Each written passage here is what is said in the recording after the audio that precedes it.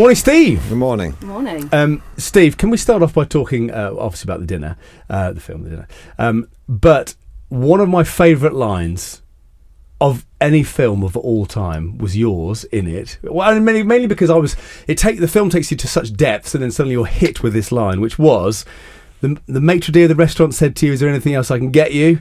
And you said, "You can get the away." And I just laughed my head off. Yeah, it was quite an enjoyable role because it's quite an acerbic kind of acidic kind of character I play, who's not afraid to speak his mind and gets himself into trouble by doing so. Yeah. It's quite a dark, like we say, do you go to many depths? It's quite a dark subject matter. Yeah. Playing that role, was that quite a draining process? Like everything you had to go through and his character. Well, I mean, it's a four-hander ostensibly, the film, which is me. Laura Linney plays my wife. Richard Gere and Rebecca Hall plays his wife, and Richard Gere plays a congressman who's running for governor of the state, and there's a crime has been committed by his son, and it's whether we're talking about whether that is to be revealed or not. So it's sort of the sort of conflict between your politics and your morality, and what happens when that comes down to a personal relationship. You'll do anything for your kids. Yeah, it's about his child. What would you do for your children? Would you cover up a criminality if your child might have to go to prison? So it's about that sort of moral dilemma. But the character I play is quite an intense character, like you say. It's quite funny sometimes, but it's very bleakly funny. Sort of gallows humour, really. And it was quite hard. But the director made us shoot at night. So the scenes in the dinner were all shot from about 5 o'clock in the evening, sometimes till 4 or 5 in the morning. Wow. So he'd make us shoot through the night, and the part of that was he wanted us to be slightly, when you get if you're a bit tired, you sort of get slightly sleep deprived, a bit disoriented, you sort of discombobulated if you haven't had sleep. And I think he wanted that to make us all feel a bit odd. To make you feel a bit edgy. Do you find yourself getting really narky with Richard Gere? Yeah. So, although I did get hit by Richard Gere actually. Did you? Well, there's this fight scene at the end where he beats me up in the snow. Yeah. And in fact, there's a scene scene is still in there where he punches me in the face. I'm supposed to fake it. When you do fight scenes, you sort of quickly turn your head as the fist goes past your face, but I didn't turn my head quick enough, and he sort of smacked me right in the cheek so hard that I was slightly dazed for a second. Wow. And I mean, I literally saw stars, and not just Richard Gere, and and I got a black eye. So I was, but the thing is, I did the first series of The Trip I did with Rob Brydon. Mm-hmm. I did a Mickey take of how Richard Gere acts, and after I got hit, I think Laura Linney went over and told him, said, "Have you seen Steve take the Mickey out of you?" And so he came over and whispered in my ear after he punched me, "That's for taking the Mickey out of me in The Trip." Nice. Do you think I'd let you get away with that? Well, they left the actual punch in. They left that one in. So the actual punch in the film, I do get punched. Oh, wow. Yeah. But not many people can say they've been punched by Richard Gere. Well, not many people can say they've been punched by a Buddhist. Right. Oh, is he a Buddhist? You've got to really annoy someone to get a Buddhist to punch you, haven't you? Have you been punched by any other celebs of that level? No, I don't know. I think maybe I've been shoved by Rob Brydon on occasions, but no, never a blow. When you're preparing for a role like that, well, how do you prepare for a role like that? What kind of research do you do? Do you spend time with people who are like that in real life? Well, sometimes it's in the script, it's on the page. It's quite well. There are lots of lines in that, and many films these days don't have a lot of dialogue. So there's an awful lot of dialogue, and you have to learn that, and it's quite difficult when you've got long tracks. Normally, it's quite easy to learn lines when you've got someone who you're bouncing, when you're speaking back and forth.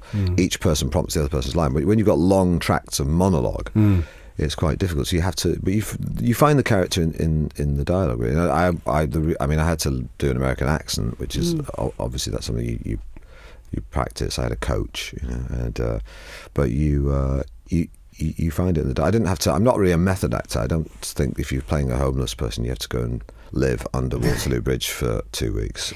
I just think you can use your imagination. And with the accent, do you because I imagine it's quite hard to maintain that, especially when you're doing such intense scenes. But do you base it on a specific person, or do you just try and create your own? Like, does that help? When you have a coach, you try and make it specific and not too general. But it's kind of what I was doing was sort of the equivalent of what is called received pronunciation in England, or BBC English, the equivalent in America. There's a sort of a standardised American that East and West Coast intellectuals adopt, and it was that accent. But you sort of, you try and, if you're surrounded by Americans, you try and just keep the accent going as often. And when you go into a shop to buy a newspaper or something, you try it out. You find it hard to shake off afterwards. Yeah, it's very easy to shake off.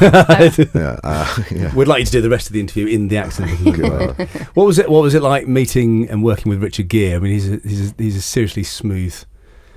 Well, he's sort of a legend in his own lifetime, isn't he? So, and he was very, very, very supportive. When we went to Berlin Film Festival, he was really.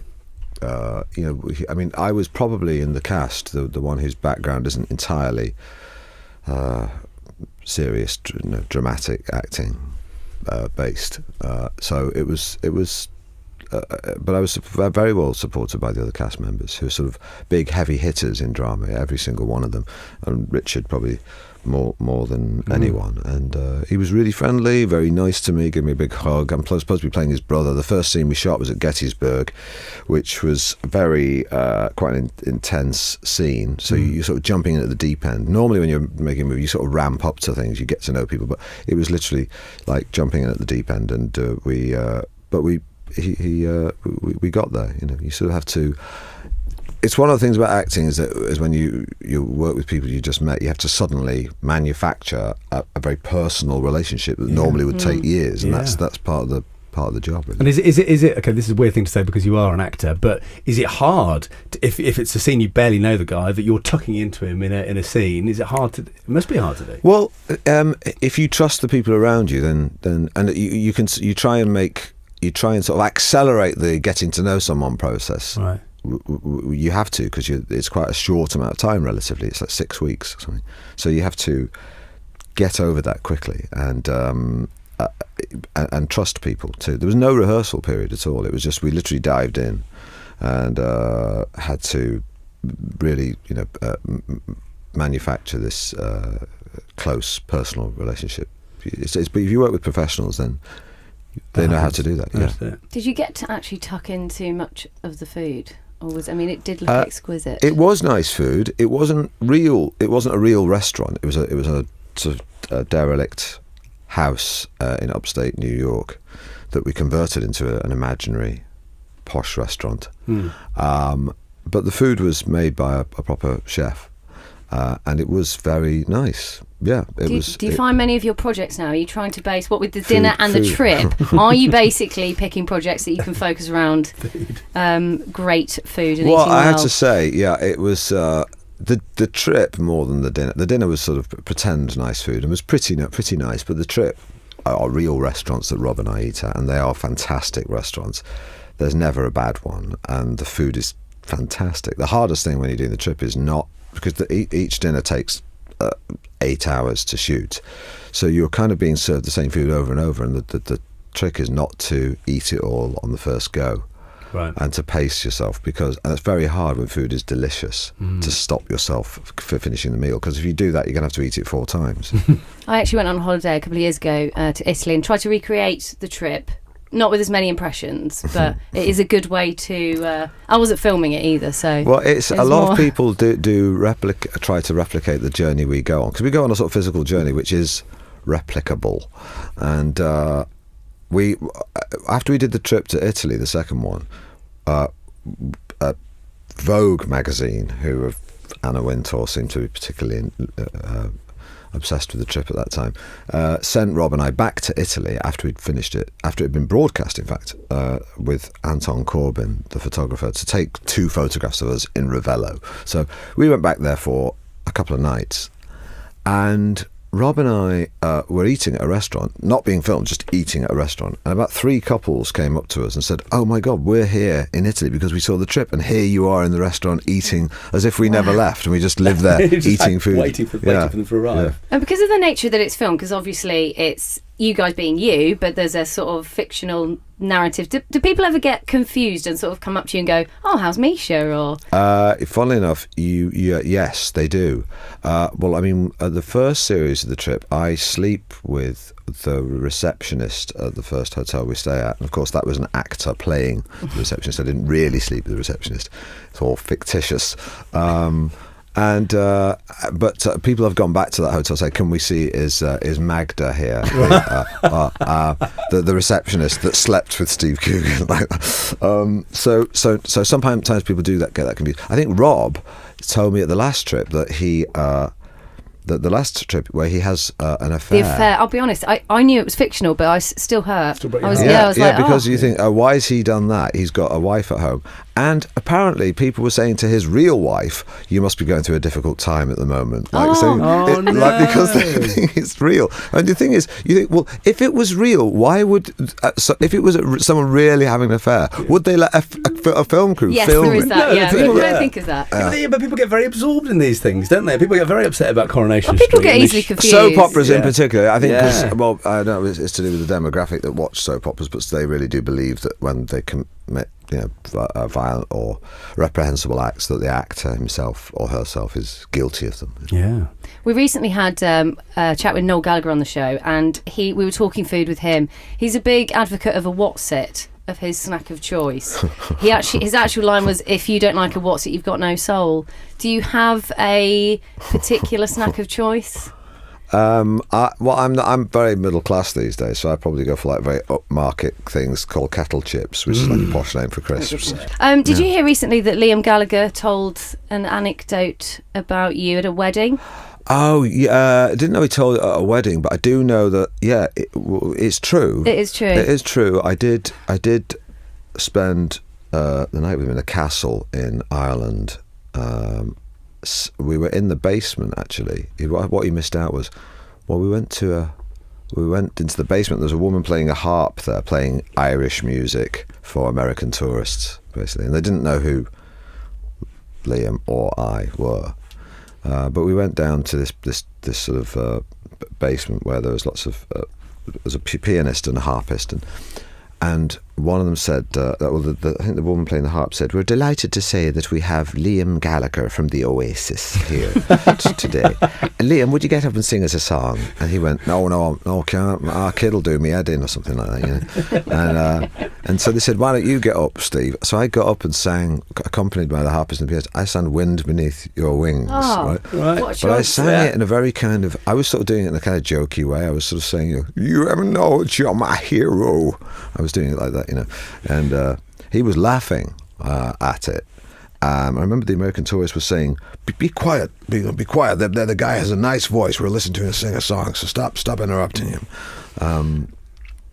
And we ended up very, very drunk. Yes, and we did actually sleep on the same bed together, but nothing happened. He was a good bedfellow. Is he a snorer, Liam? We were both passed out. I do remember waking up in the morning thinking, "Where the hell am I? What the Is he hell a spooner? happened?" I mean, if Liam Gallagher spoons you, do you let it continue? Because we all like to be warm. There was no especially spooning. It's a very big bed, and we're both red-blooded heterosexuals. Before we run out of time, I'm sorry to put you on the spot, but obviously you enjoy an impression, Steve. I do. We know that, of course. Sam, I know you would like to showcase your Trevor McDonald. Would I? Just to Listen, rate it's it. interesting. It's unusual. So go on, let me hear It is It's unusual. quite- Yeah. Hello, good evening, and welcome to Tonight with Sir Trevor McDonald. That's not bad. That's Thanks, not bad. Steve. Do you think you that's could do pretty us a good. Trev, or is that... Trevor McDonald. This is the news at 10 with Trevor McDonald. That was a bit calmer, wasn't it? I think calmer. you go a bit News too... at 10. I mean, that's just off the top of my head, but but that's not bad. That's you got. It's quite difficult. There's a little bit of nasal work going on that you nailed. Yes, it's too. Maybe it's too West Indian. Maybe I Yes, need maybe to- just reel back on that a bit. Yeah, Tonight with Sir Trevor McDonald. make it a little more, slightly more understated. Trevor McDonald, news at 10. Trevor specific. McDonald, news at 10. Yeah. Steve Coogan. You're getting there. You're getting there. It's funny. Yeah. It's not meant to be funny. Which is half the battle. It's not meant to be funny. Virgin Breakfast with Sam and Amy.